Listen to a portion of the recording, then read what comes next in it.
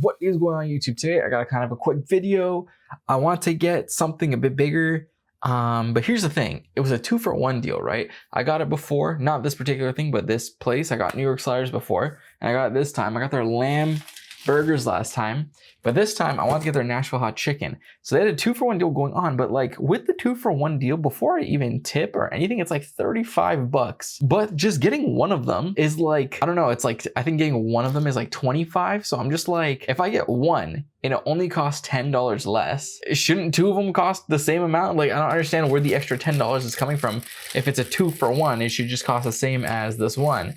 But I don't know, it was weird. So I just opted for the one, saved myself the 10 bucks. You know, I could have also saved myself a lot of money by just, you know, going there, but also, you know, because I actually don't live too far. I live like right there, like probably like 5 minutes away, but So this time I got a Nashville hot chicken sandwich, and it comes with one tender and fries, which I think is kind of funny. It comes with one singular tender, but you know, that's just how it is sometimes. This looks good. Wow, this place looks good. I love how this place looks. Their food always just looks so good. There's that. There is the tender on some, I guess, what do they call this? Texas toast. I think it's just regular white bread, but you know, this looks stupendous. It looks marvelous.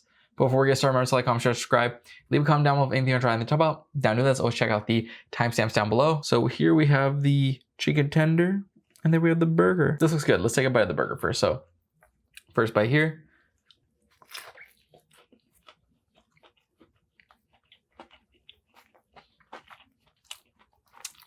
Oh, that's so good. I got hot, by the way. Oh, that's good. It has a nice crisp to it. It's juicy. Look at that. Look at the bun too. Like a sliced press makes an indent on it.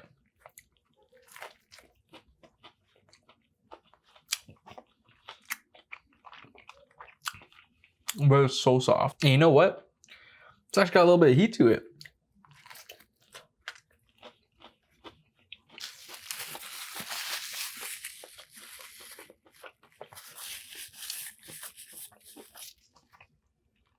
I usually get hot because I'm just like, oh, I think it's not gonna be hot, but this actually isn't too bad.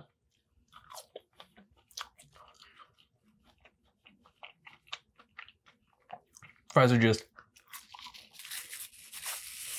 well, I like the fries. Crinkle cut, but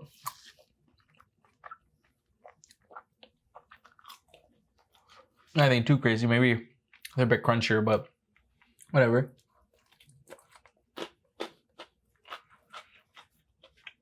Sometimes I feel like it's a bit difficult to find a good like Nashville hot chicken sandwich in Brampton, because I feel like not a lot of places here have it. They'll have like fusions of it. I've seen like a Nashville chicken fusion sandwich with like something else, but I don't really see it too often here, unless it's like Mary Brown's something, but it really counts Mary Brown's.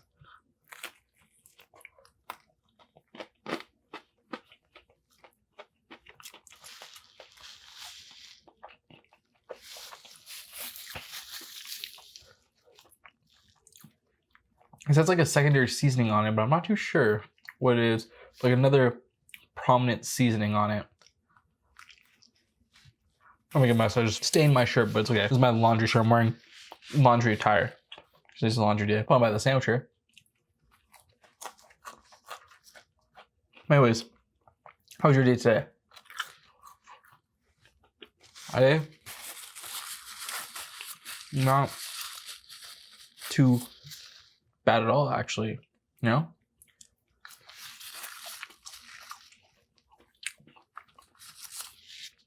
Just a regular day.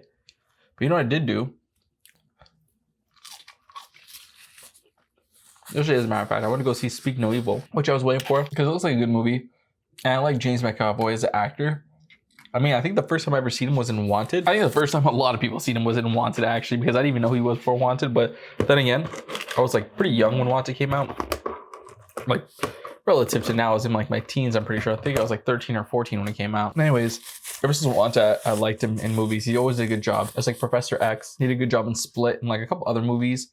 Wasn't too bad too. I don't really see him in movies and be like, I don't like the movie. This movie's also a remake, which I don't know if at the same time, I'm guessing at the same concept.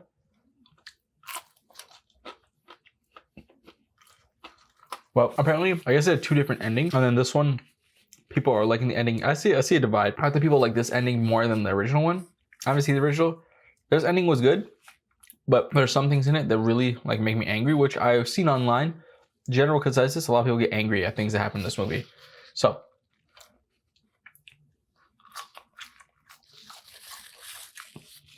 spoilers. Basically, this family goes to Italy and they meet a couple. They become friends with them. And then when they return back home, they get a postcard from the people they met in Italy. They're like, oh, come. We live on a farm. Come visit for like a week or whatever. So like, screw it. Let's go. And then they end up going. And it's like kind of weird. Like the movie progressively gets weirder as it goes on. Not like weirder in like this sense that like the movie itself is weird, but like the people start acting strange. Like they have a son who's like disabled, but the son's like trying to like communicate with them. But he can't talk because he's like disabled. Also, he can't like write because I guess he's illiterate or something. Or I guess he never learned to write at the age of like 10 or 11 or whatever he is. So, or maybe when he did write the one time, it was in code and he's smarter than all of us. But I don't know. Either way, he can't talk. He can't write. So there's that kid. And basically, as the movie goes on, they like seem pretty regular. But then there's like little things that happen in the movie. Like, for example, it's kind of a little bit deep into the movie, but there's a time where they're in Italy and he asks what they do. And he's like, he's a doctor. But then in the movie, he slips up to say he's not a doctor, like later on. And they're just like, you said you're a doctor. And he's like, oh yeah, I'm just joking. And these guys are like, ha ha ha ha, what a funny joke. Okay. And then like some other weird things happen. Like, for example, the kids are sleeping in a separate room. The parents are sleeping in a separate room, like both of them. So there's 3 rooms. So the wife of like the main character comes into the room. I mean, I guess the whole family is the main character, but she goes to the room to check up on the kids and she knows the kids aren't in the room. So she goes and she walks around the house trying to find her kid. She doesn't really care about the other person's kid, but she cares about her kid. So she goes and she sees that all the kids and the 2 parents are like sleeping in one bed. So it's like dad, kid who's disabled, mom, and then her kid in the bed. And they're all like naked. So it's just like, she's like, what is this? What is this like grotesque thing happening here? So she goes and gets her husband and then they leave because she's like, okay, this is weird.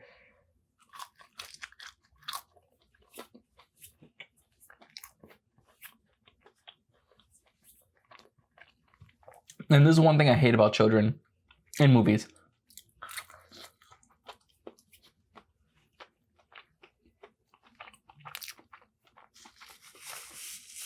They're leaving because obviously something's up.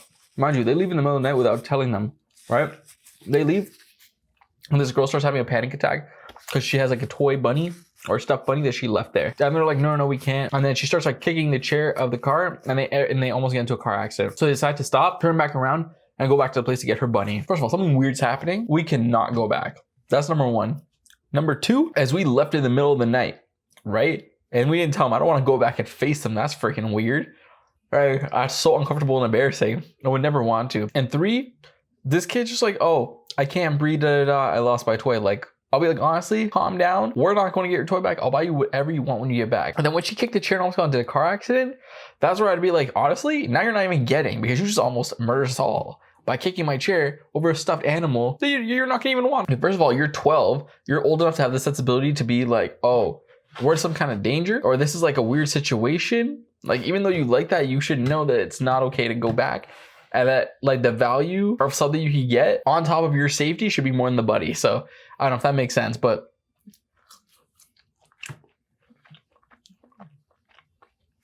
anyways, they go back. Then they give him the sob story about how she's sorry that she like brought to the bed because they had a daughter who died and reminded her of her daughter, blah, blah. So these guys are like, okay, let's stay. And there's this scene with like them dancing, try to do a dance number. And then James McAvoy gets angry at like his kid. So it's like the daughter and the son like practice a dance. And he's just like, oh, son, why are you dancing so poorly? Like, dance better. Like, what is this? Like, you're horrible at dancing, right? And then they're just like, this is weird. This is weird because they're all drinking. So I guess he got like really drunk and really angry, but also he's just like a horrible person in the movie. So it's just like, going on here. Skipping ahead a bit, he goes upstairs to take a nap. The kid who's like disabled takes his keys from his jeans or whatever and tells the girl to come. And then they go into like the basement of a shed, and that's where he shows her that there's like a underground like room with like a bunch of toys and stuff and like a photo album. And in the photo album, it shows that like this couple, like James McAvoy and his wife in the movie, they like travel places and they make friends with a couple with one kid. They'll invite them over to their place in the farm and then they'll kill the parents and they'll like basically kidnap the kid and cut out the kid's tongue so the kid can't talk, which is like such a horrible idea because you're betting on the fact that these kids can't read or write. Also, they're in the smartphone era, so it's like, can't you like type it on the phone or like something? These guys have a Tesla, so it's just like, come on. Anyway, just show them, and then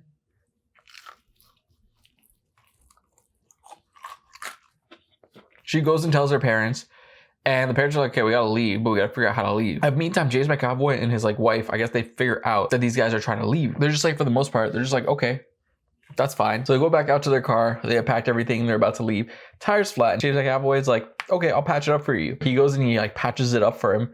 And he's like, oh wait, but her bunny, like her bunny that she loves so much, is on the roof. We can't just leave that there. And even the daughter at this point is just like, okay, we can leave it here. But then he's just like, oh no, you need to get it, you need to get it. And then the dad's such like I don't even know, he's like a wuss. Like he doesn't like to stand up for himself or his family. He's like, okay. So James McAvoy is holding this ladder while the guy's going up to get this bunny on top of the roof, and it's just like, obviously this guy's gonna drop the ladder. He doesn't though. That's the crazy thing. He gets the bunny and then he gives it back, and then they begin to leave, right? Hop in their Tesla, begin to leave. And as they're leaving, there's like a lake in front of their property. And as they're leaving, James McAvoy pushes the kid into the lake because the kid can't swim. And then here's where the tomfoolery starts happening. Here's where it really starts happening, where it really starts getting like kind of on your nerves, which I think might be the point of the movie. But he stops the car, gets out to save the kid. Now, I'm just saying, I feel like most people, if they know they're in danger of getting killed and they have a wife and a kid, they're not gonna stop their car to go save some next random kid and let their kid potentially get killed and their wife potentially get killed. If you gotta choose between two, I think 90% of the time people would choose their family over this kid. But he doesn't, because clearly this guy doesn't care about his family. From everything we see in the movie, I didn't even mention, this guy just, he's silly, I guess. I don't know. But he goes to save the kid, and then they obviously take the wife and the kid out of the car because they don't know how to lock the door. But I guess they had guns.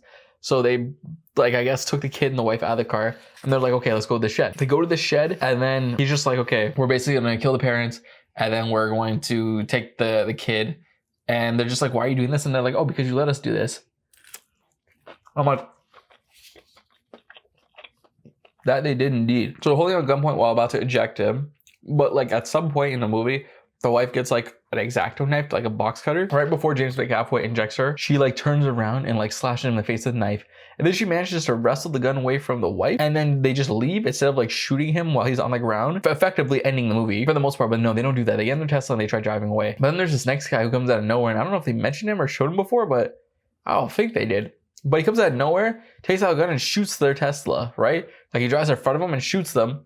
I didn't know the windows are bulletproof because that Tesla stopped those bullets dead in its tracks. And then instead of running the guy over or just driving past him or whatever, they reverse and then go back to the house where they have like more guns and everything, and they leave their car and go back into the house. I don't know. I feel like going anywhere but the house is safer. Anyways, I guess whatever. And they go inside the house and they kind of like are hiding everywhere and barricading everywhere. She like puts the kids into like a closet and stuff like that. And James McAvoy and the wife are like searching for them, right? The next thing is they're in a room, and then James McAvoy finds the wife. I'm just calling him JM now instead of saying his whole name.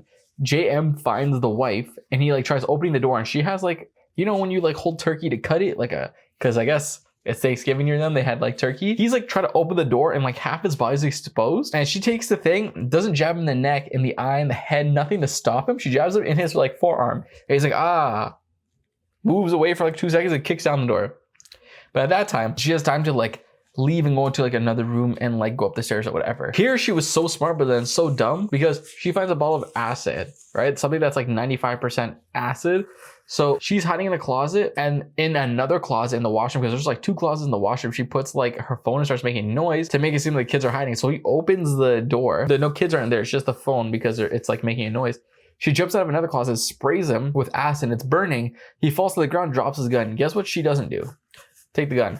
She doesn't take the gun. She just leaves. And it's just like, why would you not take the gun? You could have taken the gun, ended it there. The husband's hiding in another closet with a hammer, while the other guy, the guy who shot the Teslas, walking around with a gun. The guy with the gun finds the wife and kid and like starts chasing them. The husband gets out of the closet, trips over them, almost gets killed, even though he had a hammer and was behind him. The guy didn't notice. And the wife comes and kills him. Then they climb to the roof. The girl with the gun, the JM's wife, finds them. She falls off the roof, and then they see JM again because he's like finished dying from like the acid. They tell the kid to go to the car alone while they like slowly back to the car to make sure no one's coming from in front of them. But it's like JM finds the kid and then brings her, and then she stabs him with like the ketamine that she was originally going to inject the wife with. And then like he falls to the ground, he's sedated, and then the kid with no tongue comes and like hits him in the head with a brick, and that's the end of the movie. I thought the movie was really good aside from the ending part. I think the ending part was purposely made to like be annoying, but you know, whatever. What are you going to do about it? Honestly, I thought it was good though. I give it like a 7.7 out of 10. This food here, I'm done. Plus my camera's about to die. It's at like 3%. It's blinking at me, telling me to stop. So okay, yeah, and that was New York Sliders. That was really good. The Nashville hot chicken sandwich, I'll probably give it a 7 out of 10. It wasn't as good as the lamb one, but it's pretty good. Just like the movie, pretty good. Probably give it like a 7.7 out of 10, like I said. But yeah, with that being said, remember to like, comment, share, subscribe, leave a comment down below if anything you're trying to talk about. I'm down to this. I'll share videos in the side. And yeah, again, thank you guys for watching. Hope you guys enjoyed this kind of longish video. But yeah, I'm gonna get out of here at this video. Probably go to casino. Yeah. And that was New York Sliders, Nashville hot chicken sandwich, and tender, 7 out of 10. Speak no evil, 7.7 out of 10. First review, and peace.